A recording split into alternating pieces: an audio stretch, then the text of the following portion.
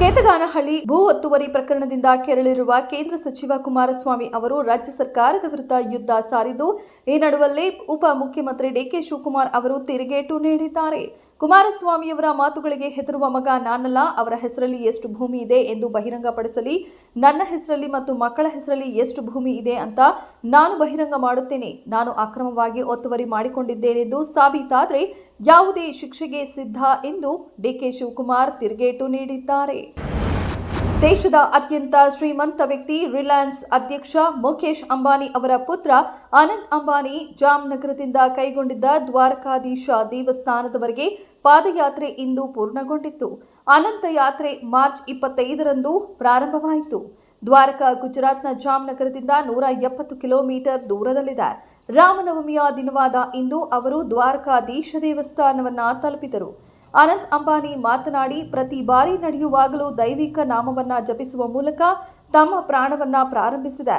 ದ್ವಾರಕೆಯ ಪ್ರಭು ತಮ್ಮ ಮೇಲೆ ತೋರಿಸಿದ ದಯೆ ಶಕ್ತಿಯಿಂದ ಮಾತ್ರ ಇದು ಸಾಧ್ಯವಾಯಿತು ಎಂದಿದ್ದಾರೆ. ಉತ್ತರ ಪ್ರದೇಶದ ಮುಖ್ಯಮಂತ್ರಿ ಯೋಗಿ ಆದಿತ್ಯನಾಥ್ ಅವರು ಪ್ರಾರಂಭಿಸಿದ ಮುಖ್ಯಮಂತ್ರಿ ಯುವ ಉದ್ಯಮಿ ವಿಕಾಸ್ ಅಭಿಯಾನ ಯೋಜನೆ ರಾಜ್ಯದ ಯುವಕರನ್ನ ಉದ್ಯಮಶೀಲತೆಯತ್ತ ಪ್ರೇರೇಪಿಸುತ್ತಿದೆ. ಸ್ವಾವಲಂಬಿ ಭಾರತದ ಕನಸುಗಳನ್ನು ನನಸಾಗಿಸುವ ಈ ಯೋಜನೆ ವೇಗವಾಗಿ ಮುನ್ನಡೆಯುತ್ತಿದೆ ಮತ್ತು ಮಾರ್ಚ್ 31, 2025ರವರೆಗೆ 3 ಲಕ್ಷಕ್ಕೂ ಹೆಚ್ಚು ಯುವಕರು ಈ ಯೋಜನೆ ಅಡಿ ತಮ್ಮ ಹೆಸರನ್ನ ನೋಂದಾಯಿಸಿಕೊಂಡಿದ್ದಾರೆ. ಅಷ್ಟೇ ಅಲ್ಲ, 2024 ಹಾಗೂ 25 ಮತ್ತು 2025 ಹಾಗೂ 25ರಲ್ಲಿ ಈ ಯೋಜನೆಯಡಿ 28,000ಕ್ಕೂ ಹೆಚ್ಚು ಯೋಜನೆಗಳನ್ನು ಮಂಜೂರು ಮಾಡಲಾಗಿದ್ದು, ಸುಮಾರು 1,000 ಕೋಟಿ ರೂಪಾಯಿಗೂ ಹೆಚ್ಚು ಹಣವನ್ನು ಬ್ಯಾಂಕುಗಳ ಮೂಲಕ ಯುವಕರಿಗೆ ವಿತರಿಸಲಾಗಿದೆ. ಲೋಕಸಭೆ ವಿಪಕ್ಷ ನಾಯಕ ರಾಹುಲ್ ಗಾಂಧಿ ಅವರು ಕೇಂದ್ರ ಸರ್ಕಾರ ವಕ್ಫ್ ಬಿಲ್ ತಿದ್ದುಪಡಿ ಬೆನ್ನಲ್ಲಿಯೇ ಕ್ರಿಶ್ಚಿಯನ್ನರ ಆಸ್ತಿ ಮೇಲೆ ರಾಷ್ಟ್ರೀಯ ಸ್ವಯಂ ಸೇವಕರ ಸಂಘ ಕಣ್ಣಿಟ್ಟಿದೆ ಎಂದು ಆರೋಪಿಸಿದ್ದಾರೆ. ವಕ್ಫ್ ಬಿಲ್ ಮಂಡನೆ ಮಾಡುವ ವೇಳೆ ರಾಹುಲ್ ಮತ್ತು ಪ್ರಿಯಾಂಕಾ ವಾದ್ರಾ ಸಂಸತ್ತಿನ ಒಳಗೆ ಬಂದಿರಲಿಲ್ಲ. ಮುಸ್ಲಿಮರ ಪರವಾಗಿ ಇರೋ ರಾಹುಲ್ ಮತ್ತು ಪ್ರಿಯಾಂಕಾ ಲೋಕಸಭೆಗೆ ಯಾಕೆ ಬರಲಿಲ್ಲ?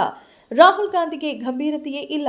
ಅವರ ಮಾತಿಗೆ ಯಾಕೆ ಪ್ರತಿಕ್ರಿಯೆ ನೀಡಬೇಕು? ಅವರೊಬ್ಬ ಅಪ್ರಬುದ್ಧ ರಾಜಕಾರಣಿ. ಅವರ ಮಾತಿಗೆ ಉತ್ತರಿಸುವ ಅವಶ್ಯಕತೆ ಇಲ್ಲ ಎಂದು ಕೇಂದ್ರ ಸಚಿವ ಪ್ರಹ್ಲಾದ್ ಜೋಶಿ ಹೇಳಿದ್ದಾರೆ.